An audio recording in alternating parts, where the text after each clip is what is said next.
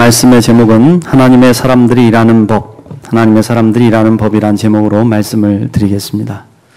6월 달부터 우리가 느헤미야서 말씀을 묵상하고 있습니다. 느헤미야는 페르시아 아닥사스다 왕의 고위 관원이었습니다. 관직을 가지고 있었던 고위 관원이었습니다. BC 445년경에 활동했던 지도자로서 학사인 에스라 선지자와 함께 동시대를 살았던 인물입니다. 그래서 에스라서와 느헤미야서를 붙여서 한 권으로 이어진 책으로 보는 이제 그런 견해들이 있습니다. 느헤미야라는 이름은요, 여호와의 위로라는 뜻을 가지고 있습니다. 당시에 많은 사람들이 이 이름을 사용하고 있었는데 그만큼 흔히 사용했던 이유가 있습니다. 왜 그렇겠습니까? 나라 빼앗긴 백성들에게 무엇보다도 필요한 것이 하나님의 위로였기 때문이라는 것이죠. 그래서 아이들 이름에도 하나님의 위로를 집어넣어서 위로받고 싶었던 백성들의 마음이 담겨 있는 것이죠. 여러분이 잘 아시다시피 이스라엘 백성들이 범죄해서 북이스라엘은 아수르의 침략을 받고 BC 722년에 멸망을 당했습니다. 또 남왕국 유다는 바벨론의 느부갓네살 왕에게 침공을 받고 BC 586년에 완전히 멸망을 당했습니다. 바벨론은 한 번만 침공한 게 아니라 여러 번에 걸쳐서 침략을 통해서 예루살렘 성전을 파괴하고 백성들 가운데 유능한 인재들을 계속해서 포로로 붙잡아 갔습니다. 나라 잃어버리고 성전이 파괴된 이스라엘 백성들은 그야말로 멘탈이 붕괴된 상태, 속된 우리의 말로 멘붕이 왔다는 것이죠. 그런 상태가 돼서 먼 타국 땅에서 눈물로 세월을 보내야만 했습니다.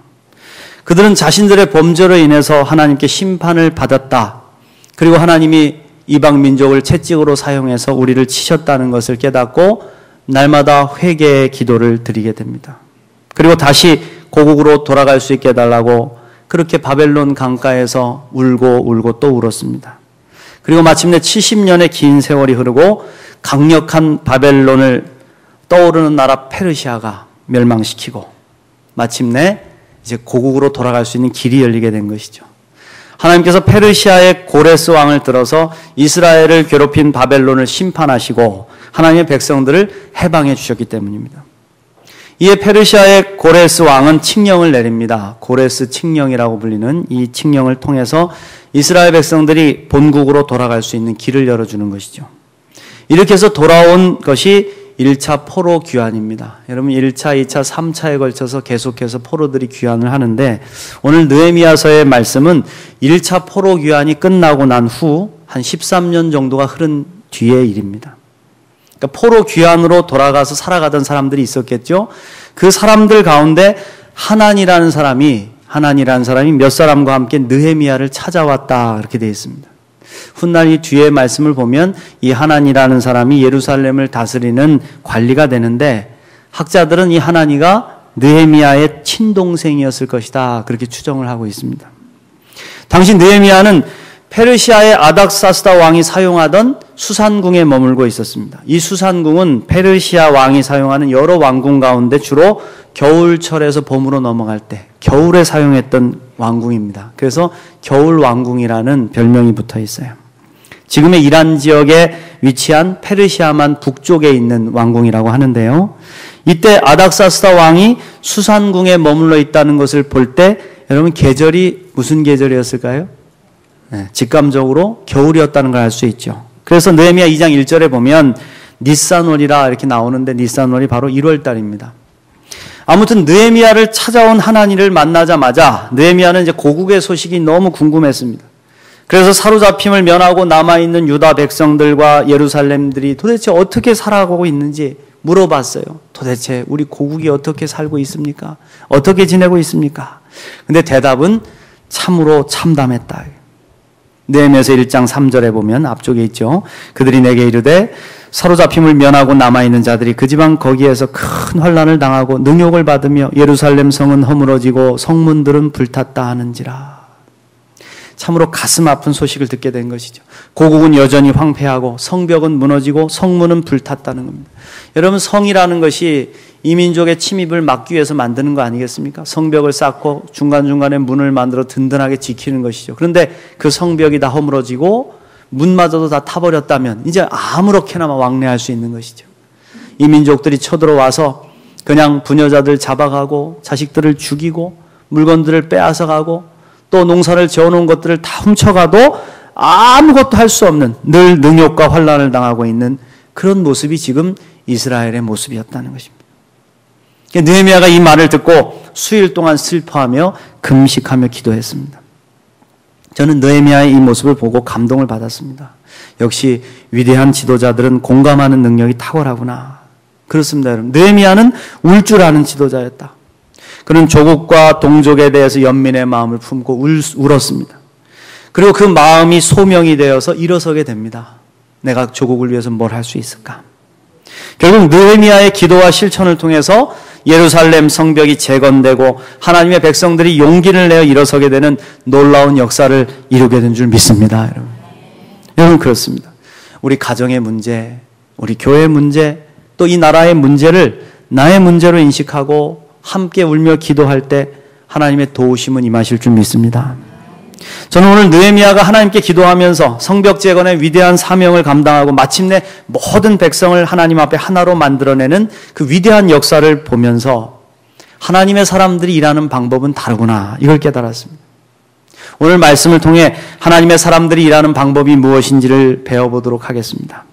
먼저 하나님의 사람들이 일하는 방법 첫 번째는요, 담대한 믿음의 용기를 가지고 하나님이 주시는 지혜를 가지고 일어서라, 이겁니다. 첫 단추를 잘 끼우란 말이 있죠. 무슨 일을 행하든지 용기와 지혜로 무장하고 시작하는 게 중요하다. 여러분, 담대함이 없이 주눅 들어 있거나 또 자신감 없이 시작하면 실패하기가 쉽습니다. 그렇습니다. 하나님의 일을 감당하기 위해서는 믿음뿐만이 아니라 용기와 지혜도 갖춰야 한다. 용기와 지혜도. 예루살렘의 형편을 전해들은 느헤미야는요, 몇 날 며칠을 금식하며 기도했습니다. 그러다 보니까 어떻게 되겠어요? 체력도 소진되고 얼굴도 웃음빛을 잃고 그러다 보니까 얼굴빛이 어두워졌습니다. 앞에 설명드렸듯이 느헤미야가 페르시아 왕의 고위 관리라고 했었는데 여러분 어떤 일을 했었을까요? 바로 술 맡은 관원장. 다시 말씀드리면 왕의 포도주를 관리해서 올려드리는 일을 하는 관원이었습니다. 고대 시대에는요, 왕을 죽이려는 많은 사람들, 시도들이 있었습니다. 그래서 왕의 허락 없이는 함부로 왕 앞에 갈 수조차 없었어요. 몇 겹에 이렇게 봉호막이 쳐져 있어서 함부로 나섰다가는 그 자리에서 그냥 목이 잘려지는 그런 일을 당합니다. 무엇보다도 왕의 입으로 들어가는 음식을 통해서 독살할 위협이 있었기 때문에 왕의 먹을 음식과 마실 술을 관리하는 사람들은 보통 신뢰를 얻지 않고는 감당할 수 없는 직책이었죠. 술을 맡은 관원은 왕 옆에서 술을 들이면서 그냥 술만 올리는 게 아닐 거 아니겠어요? 국사를 논하기도 하고 왕의 마음의 소리도 들어드리던 왕의 가장 신뢰받는 신하였다는 것입니다. 근데 여러분, 느헤미야가 얼마나 마음이 상하고 얼굴빛이 어두웠으면 왕이 알아차리고 물어봤겠냐 이겁니다. 1절부터 오늘 1절부터 다시 보시면 아닥사스다 왕 제2년 20년 니산월에 왕 앞에 포도주가 있기로 내가 그 포도주를 왕에게 드렸는데 이전에는 내가 왕 앞에서 수심이 없었더니 왕이 내게 이르시되 내가 병이 없거늘 어찌하여 얼굴에 수심이 있느냐 이는 필연 내 마음에 근심이 있음이로다 하더라. 그때 내가 크게 두려워하여. 사실 왕 앞에 근심된 얼굴빛이나 어두운 얼굴빛을 비치는 것은요, 반역이나 혹은 죽임을 당할 수 있는 위험한 행동인 겁니다. 생각해 보십시오. 우리도 싫어하는 사람을 만나거나 몸이 아프거나 또 기분이 좋지 않을 때 얼굴빛이 좋지 않잖아요. 그래서 사람들이 묻지 않습니까? 오늘 얼굴빛이 안 좋아 보이는데 무슨 일 있으세요? 무슨 안 좋은 일이라도 있어요? 그러죠? 근데 우리가 말하는 이런 상황하고는 비교도 안 되는 위험천만한 상황이 벌어진 것이죠. 느헤미야의 얼굴 낌새가 좋지 않은 것을 눈치챈 왕이 느헤미야에게 직접 물은 겁니다. 너 병이 없는 것으로 아는데 네 얼굴빛이 왜 그 모양이냐? 그런 물음이죠. 깜짝 놀랐겠죠. 느헤미야도 왕의 말을 듣고 크게 두려워했다고 말씀하고 있습니다. 우리가 두려움에 빠지면 당황하게 되고 옳은 말을 못할 수가 있고 실수할 수가 있죠. 그러나 여러분, 느헤미야는 확실히 담대한 믿음을 가진 사람이었다. 두려운 마음이 있었지만 용기를 가지고 일어나서 위기를 기회로 선용하는 그런 은혜를 받고 있는 것이죠. 믿음의 용기는 두려움을 이기게 하는 줄 믿습니다, 여러분.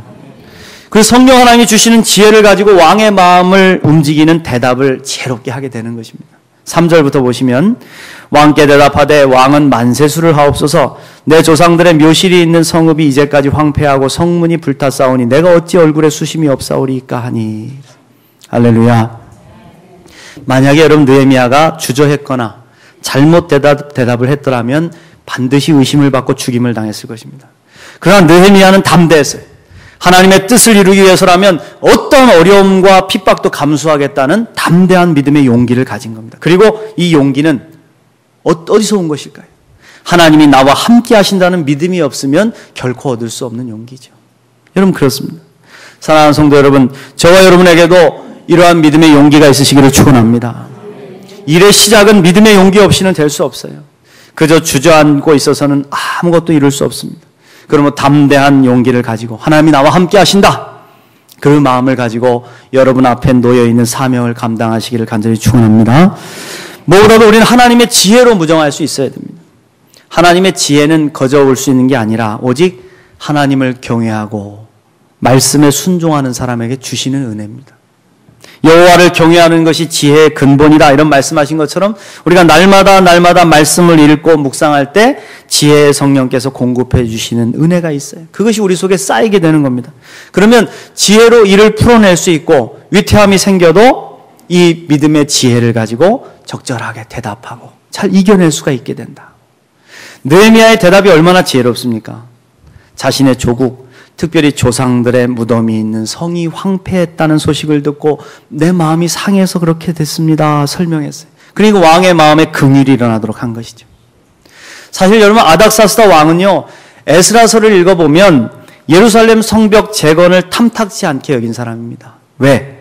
이것이 이스라엘의 반역이 될 수 있다고 생각했기 때문에 사람들이 계속해서 모함하는 투서를 보냈거든요.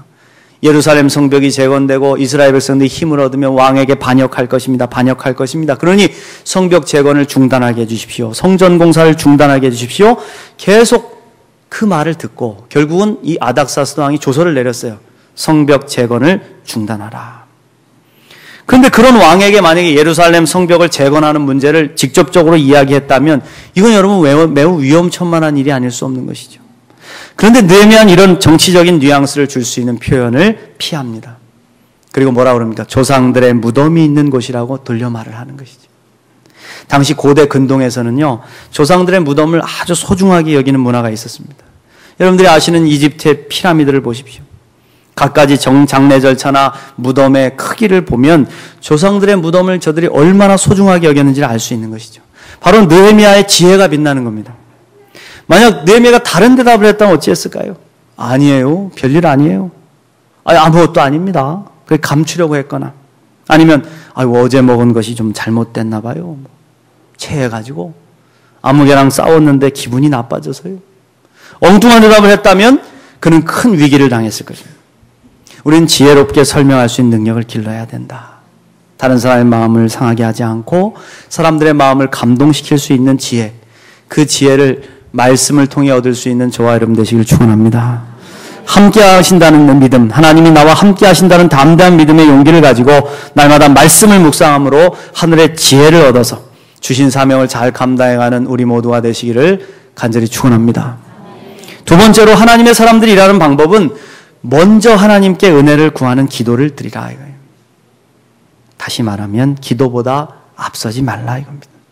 기도하지 않고 결정하지 말고 기도하지 않고 성급하게 시도하지 말라.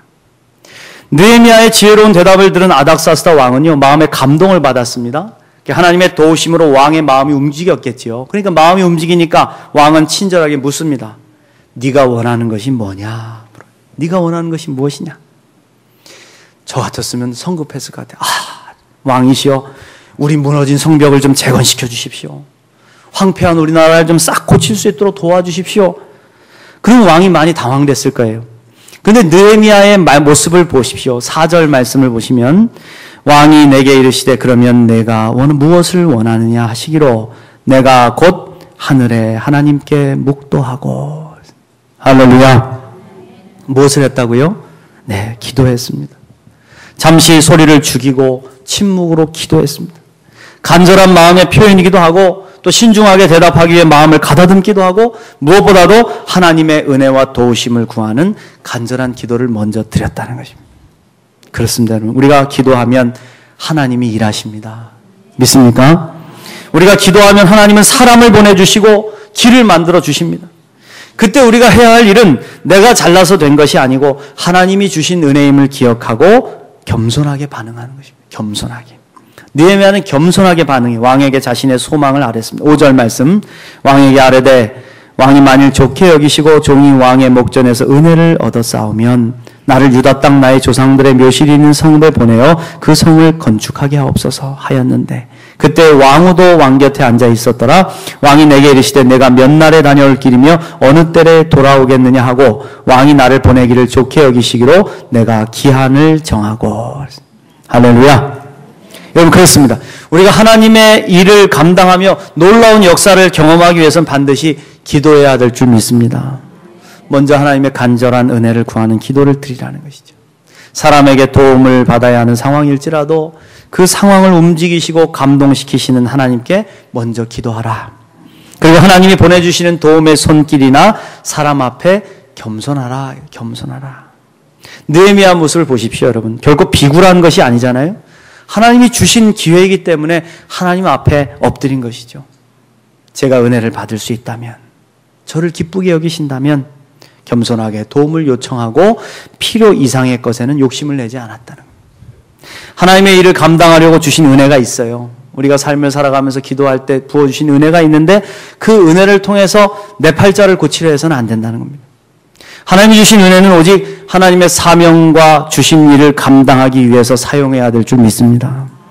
먼저 주의 나라와 의를 위하여 일할 때 주님은 우리 삶에 있어서 있어야 될 것을 더하시는 복을 내려주실 줄 믿습니다. 여러분, 잊지 마십시오. 먼저 하나님의 은혜를 구하는 기도를 드리라. 기도보다 앞서지 마라. 그리고 주신 기회에 겸손하게 반응하고 감사할 줄 알라. 할렐루야. 마지막 세 번째로 하나님의 일을 이루시기 위해 은혜를 부어주실 때 나도 최선을 다하라. 최선을 다해 노력하라. 우리는 기도 만능주의를 악용할 때가 있습니다. 기도만 하면 만사형통한다. 기도하면 하나님이 다 해주시기에 나는 아무것도 안 해도 된다. 그런 잘못된 생각을 가질 수 있습니다. 그래서 기독교인이 가운데 믿음은 좋은 것 같은데 아무것도 하지 않는 거룩한 백수들이 있다고 비난을 받습니다. 가장 이상적인 모습은 하나님께 기도하고 나 스스로도 열심히 노력하는 것이죠. 하나님의 지혜로 우리에게 맡겨진 일을 최선을 다해 행하는 겁니다. 최선을 다해서. 그 위에 하나님의 은혜가 임할 때 놀라운 기적이 일어날 줄 믿습니다. 느헤미야는 하나님께 기도하여 은혜를 입었지만 그저 구경만 하고 있지 않았어요. 이제 기회가 찾아오자 치밀하게 계획하고 담대하게 움직인 것입니다. 여러분, 왜 기회의 얼굴이 두 얼굴이 있다 그러지 않습니까? 앞에는 장발로 이렇게 돼 있고 뒤에는 대머리라 그러잖아요. 그 다가올 때 이 기회를 붙잡지 않으면 지나가고 난 다음에는 잡을 수가 없다는 것이죠. 느헤미야는 왕의 허락을 듣고 세밀한 요청을 드립니다. 7절부터 보시면 내가 또 왕에게 아뢰되 왕이 만일 좋게 여기시거든 강 서쪽 총독들에게 내리시는 조서를 내게 주사 그들이 나를 용납하여 유다에 들어가기까지 통과하게 하시고 또 왕의 삼림감독 아삽에게 조서를 내리사 그가 성전에 속한 영문의 문과 성곽과 내가 들어갈 집을 위하여 들보로 쓸 제목을 내게 주게 하옵소서 하매 내 하나님의 선한 손이 나를 도우심으로 왕이 허락하고. 할렐루야. 느헤미야는 정확하게 사태를 파악하고 있었습니다. 이미 무너진 예루살렘 성전을 먼저 건축하려고 했던 스룹바벨 때부터 에스라 시대에 이르기까지 예루살렘이 다시 회복되는 것을 좋아하지 않는 세력들이 있었어요. 예루살렘이 회복되고 유다 백성이 다시 부흥하는 이 하나님의 역사가 자신들에게 위협이 되는 이웃들이 있었다는 겁니다. 그래서 그것들 때문에 느헤미야는 늘 기도하면서 정확하게 두 가지를 요청한 거예요. 첫 번째는 강 서쪽 총독들에게 보여줄 조서를 써줘서 제가 유다까지 방해 없이 들어갈 수 있게 해주십시오. 두 번째는 건축에 쓸 제목을 얻을 수 있도록 조서를 내려주십시오. 참 세밀하지요. 움직인 것입니다. 오랫동안 조국을 위해 기도하고 묵상했던 느헤미야의 계획이 이제 이루어지게 되는 것이죠. 느헤미야는 기회가 찾아오자마자 머뭇거리지 않습니다. 그리고 자신을 온전히 하나님의 일을 이루는 도구로 내어드립니다. 하나님은 그런 느헤미야 위에 선한 손을 펼쳐주셔서 도와주시는 것이죠. 할렐루야. 저와 여러분 위에도 하나님의 선한 손이 임하시기를 간절히 축원합니다. 하나님의 도우심으로 아닥사스다 왕의 마음이 움직였어요. 그래서 느헤미야가 요청한 것보다 더 풍성한 도움을 약속합니다. 9절부터 보십시오. 군대 장관과 마병을 보내어 나와 함께하게 하시기로 내가 강 서쪽에 있는 총독들에게 이르러 왕의 조서를 전하였더니 호론 사람 산발락과 종이었던 암몬 사람 도비아가 이스라엘 자손을 흥왕하게 하는 사람이 왔다 함을 듣고 심히 근심하더라. 아멘. 느헤미야는 통과하는 조서만을 원했지만 하나님의 선하신 손은 군대 장관과 마병도 함께 붙여주신 줄 믿습니다. 여러분, 이 개선장군 같은 행진으로 고국에 돌아오는 느헤미야를 한번 여러분 상상해 보십시오. 주위의 총독들이 떨었을 겁니다. 이스라엘 자손을 흥왕하게 하려는 사람이 왔다 함을 듣고 심히 근심할 정도로 무시무시한 위험이었다는 거예요. 당시 전 세계를 제패했던 페르시아라는 나라의 군대 장관이 마병과 함께 왔으니 여러분 얼마나 놀라웠겠습니까? 지축이 흔들리고 떠는 것이죠. 느헤미야는 이렇게 성에 입성하고 후에 하나님의 선하신 도우심의 손길 가운데 성벽 재건을 시작해서 52일 만에, 올해도 안 걸렸습니다. 성벽 재건을 시작해서 52일 만에 모두 끝마치게 되는 놀라운 역사를 이룬 줄 믿습니다. 여러분 그렇습니다. 모든 하나님의 일은 우리 하나님이 친히 이루시는 거예요. 우리는 그저 굳건한 믿음의 용기를 가지고 참여하는 겁니다. 순종하는 겁니다. 그리고 기도하는 것입니다. 사랑하는 성도 여러분, 두려워하지 마십시오. 용기를 가지십시오. 이미 하나님께서 우리를 통해 일하시고 계신 줄 믿습니다.